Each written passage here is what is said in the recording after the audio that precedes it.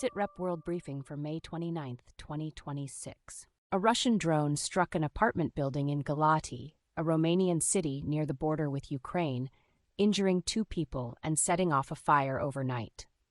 Romanian officials said the aircraft had been launched in an attack against Ukraine, and a defense official said there had not been enough time to shoot it down before impact. The strike pushed a frontline hazard of the war directly onto NATO territory and prompted emergency responders to secure the damaged residential block. NATO condemned what it called Russia's recklessness after the incident, highlighting how repeated attacks near the Danube corridor have raised the risk of debris or drones crossing into alliance member states. Romanian authorities said the episode would strengthen calls for faster anti-drone support for air defenses in the border region. Galati sits opposite one of the war's critical logistics zones, where Russian strikes on southern Ukraine have repeatedly tested Romania's alert systems. Israel intensified strikes in Lebanon by hitting southern Beirut and areas around Tyre, after a ceasefire with Hezbollah that had been intended to curb cross-border fighting. Israeli Prime Minister Benjamin Netanyahu had announced an expansion of military attacks in Lebanon, and one strike in the Lebanese capital was described as targeted.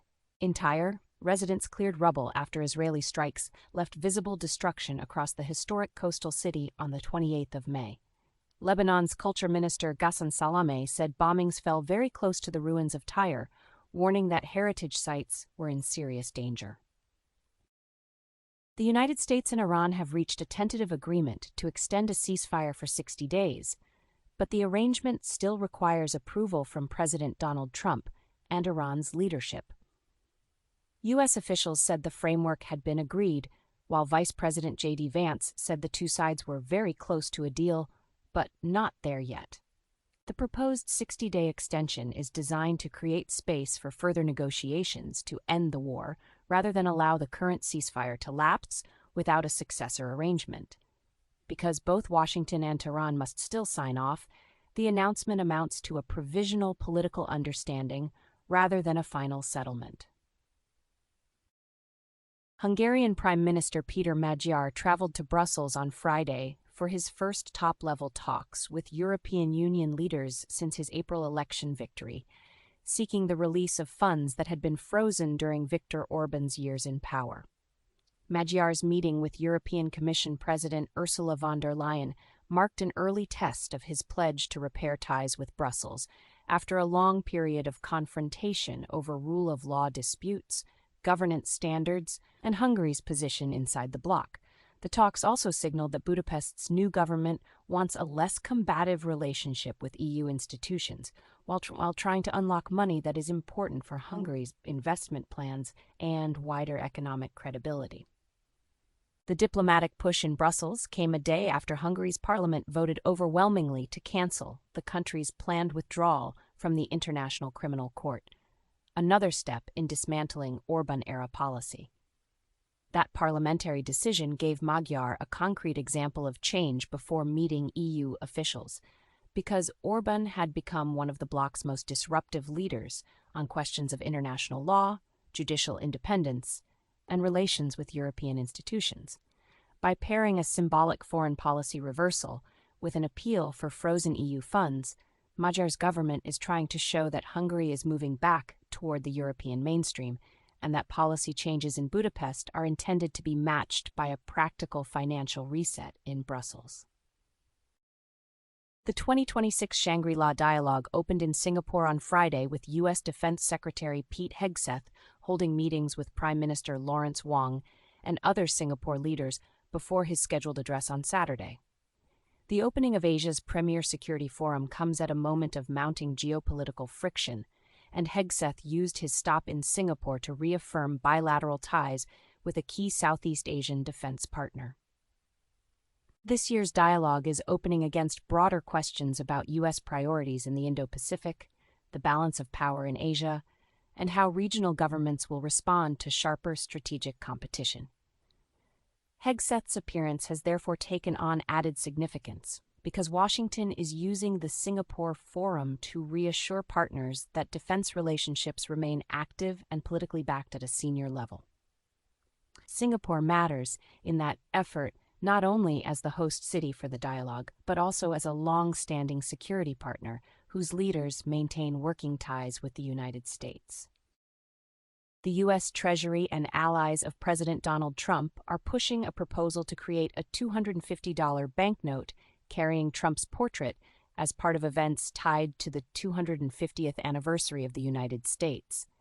The initiative would break with a long-standing federal rule barring the depiction of living people on U.S. currency, making the effort as much a legal and political project as a design change. Backers inside the administration and among Trump-aligned lawmakers are therefore seeking not just a commemorative note, but an explicit exception to established practice governing American banknotes. The proposal has drawn attention because a $250 denomination does not circulate in everyday U.S. cash use, and because American currency traditions have long avoided honoring sitting presidents in this way.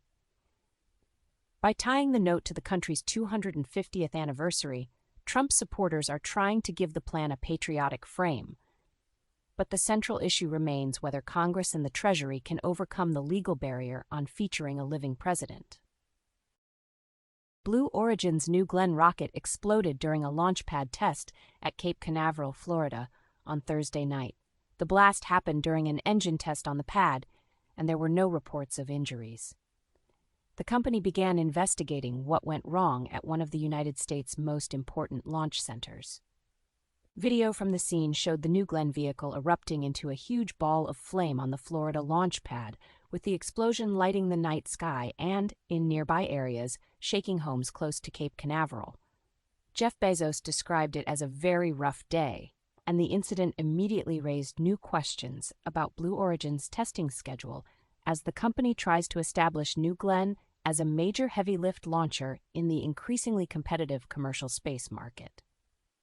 The test failure matters beyond one damaged rocket because Cape Canaveral is central to U.S. civil, military, and commercial launch activity, and New Glenn has been positioned as Blue Origin's answer to rivals in the market for large payloads. A launch pad explosion can trigger extensive reviews of ground systems, procedures, and hardware, and this episode is likely to complicate the company's near-term plans while investigators work through the cause and regulators assess the implications for future operations. NASA has released plans for a lunar base program that would send humans back to the moon and establish a permanent American presence there by the 2030s. The agency's outline includes robotic landers, hopping drones, and vehicles intended to support longer operations on the lunar surface, and it arrives as China advances its own moon ambitions, sharpening the strategic competition over who will build the next sustained foothold beyond Earth. The program details point to a step-by-step approach in which uncrewed systems would help prepare the ground for a longer-term outpost, rather than relying on brief flag-planting missions. By specifying equipment such as robotic landers, mobile vehicles, and drones that can move across difficult terrain, NASA signaled that it is planning for repeat operations and infrastructure on the moon, not only isolated landings, as the United States tries to turn exploration into a durable presence. NASA's announcement also indicates how the moon has returned to the center of space policy after decades in which low Earth orbit dominated most human spaceflight. A permanent base would carry scientific value, but it would also shape technology development and future access to deeper space missions, which is why the agency's timetable for the 2030s is being watched closely in both Washington and Beijing. Authorities in the Democratic Republic of Congo and the World Health Organization moved to intensify containment measures around the latest Ebola outbreak after health officials confirmed a new case in Goma, the largest city in the country's east. WHO Director General Tedros Adhanom Ghebreyesus said the outbreak, which has killed more than 200 people, can still be brought under control, while Congolese authorities expanded response operations in and around the densely populated city, where the appearance of a case raises the risk of wider urban transmission. The stepped-up response has included efforts to isolate cases, trace contacts, and reinforce treatment and surveillance capacity as officials try to prevent the virus from taking hold in a major commercial hub near the borders with Rwanda and Uganda. European Union aid has arrived as cases increased, and Tedros emphasized that the outbreak remains stoppable if response teams receive the support, security, and access they need in eastern Congo, where repeated cycles of conflict and displacement have complicated past vaccination campaigns and public health operations. Goma carries particular significance because it is a crowded regional center with strong road, lake, and cross-border links, making rapid detection and local cooperation essential to any containment strategy. Congo has faced multiple Ebola outbreaks over the past decade, and each resurgence tests a health system already stretched by insecurity in North Kivu and neighboring provinces. This latest push by Kinshasa and the WHO is aimed not only at reducing the current death toll, but also at preventing a localized outbreak from becoming a broader regional emergency. Sources and the full written briefing are available at sitrepbrief.com.